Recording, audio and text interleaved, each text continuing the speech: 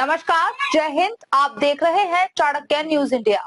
Chanakya news India के खास कार्यक्रम हमारी विरासत में आपका बहुत बहुत स्वागत है। इस कार्यक्रम के दौरान हम बात करेंगे भारत की उन धरोहरों और परंपराओं की जो भारत की विरासत है। आइए शुरुआत करते हैं इस सफर की। मेडिकल कॉलेज में अव्यवस्थाओं के मामले में डीएम का बड़ा एक्शन। मेडिकल कॉलेज में अव्यवस्था और भ्रष्टाचार के आरोपों का मामला सामने आया है। डीएम ने मामले की जांच के लिए गठित की उच्च स्तरीय जांच समिति। एडीएम, सीएमओ और एएसपी को जांच समिति में किया शामिल। समिति मेडिकल कॉलेज की व्यवस्थाओं और लगाए गए आरोपों की करेगी जांच। जांच रिपोर्ट के आधार पर आगे की कार्यवाही की जाएगी। सपा के पूर्व विधायक मनोज सिंह डब्लू ने मेडिकल कॉलेज में भ्रष्टाचार को लेकर धरना देने की दी थी चेतावनी। पूर्व विधायक की चेतावनी के बाद प्रशासन ने जांच समिति गठित कर मामले को गंभीरता से लिया। देखिए, बाबा किनाराम मेडिकल कॉलेज में जो भ्रष्टाचार का मामला चल रहा है, आज 10 दिन से एक विधवा मां को सताया जा रहा था। मुझे मालूम पड़ा, मैं डीएम साहब को भी कहा और मैं प्रिंसिपल साहब को भी कहा।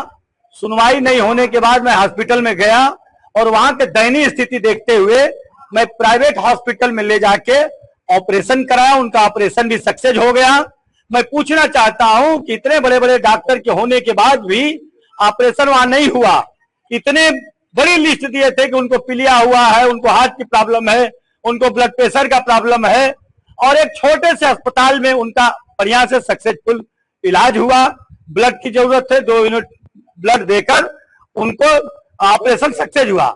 इसलिए हम लोग यहाँ पर धरना का ऐलान किए थे। डीएम साहब ने त्रिस्तरीय कमेटी का गठन किए थे, सीएमओ साहब, प्रिंसिपल साहब और एडीएम साहब के नेतृत्व में हुआ। तो हम लोग भी राम जन्म यादव जी की अध्यक्षता में हरदेव मौर्य जी, संतोष उपाध्याय जी और मनोज कुमार सिंह डब्लू के नेतृत्व में 4 लोग हम लोग यहाँ पे आए थे और आके कमेटी में बात किए और आश्वासन मिला है कि पूरी जांच होगी और 9 सूत्री हम मांग किए हैं। एडीएम साहब कहे सब इसकी होगी, अगर नहीं पूरा होगा तो आप बाध्य हैं धरना करने के लिए। तो मैंने कहा कि ठीक है, इनको समय दिया गया है और उम्मीद है कि पूरा होना चाहिए। नहीं होगा तो लड़ाई जारी रहेगी, क्योंकि मेडिकल कॉलेज या नंगा नाचने के लिए नहीं लाए थे। मेडिकल कॉलेज चंदौली में इसलिए लाए थे ताकि हमारे लोगों का भला हो सके। कितने दिनों का समय दिया गया? 1 महीना का समय दिए हैं कि 1 महीना के अंदर सब दुरुस्त हो जाएगा। हमने कहा ठीक है, 1 महीना के आप दिखाइए, अगर नहीं होगा तो हम लोग 1 महीना के बाद फिर झोला झंडा उठाएंगे, टेंट तंबू लगाएंगे और अगले बार कोई सुनवाई नहीं होगी। एक मरीज को लेके कंसर्न था इनका, तो उसको संज्ञान लेते हम लोगों ने क्विक लिस्ट पे कार्रवाई कर दिया था और डीएम सर ने इसके लिहाज से जिस तरह समिति बनाई है, जो इनके ग्रीवांसेस से हॉस्पिटल में जो भी दिक्कतें चल रही है उसको हम लोग जो है रेक्टिफाई कराएंगे और समिति पूरी विधिवत जांच करेगी। इस लिहाज से जो है प्रारंभिक इंटरनल इंक्वायरी के लिए प्रिंसिपल को भी कहा गया है, उनको सुकाज भी जारी किया गया है और एक उच्च स्तरीय समिति गठित की है जिसमें मैं हूँ, सीएमओ साहब हैं और एडिशनल एसपी साहब हैं।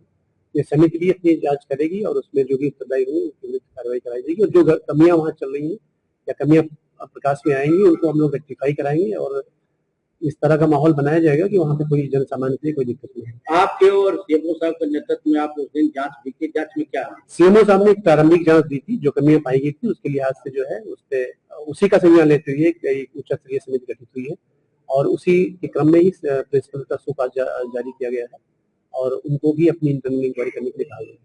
आज जो बैठक हुई इसमें क्या इसमें जो उन्होंने ज्ञापन दिया, जो बिंदु है हॉस्पिटल में समस्याओं को लेके हैं और उसको हम लोग रेक्टिफाई कराएंगे, उसकी जांच करेंगे और उसमें कमियां होंगी उसको सही करवाएंगे, दुरुस्त कराएंगे, जो उत्तरदायी होंगे उनको जो दंडित भी करवाएंगे।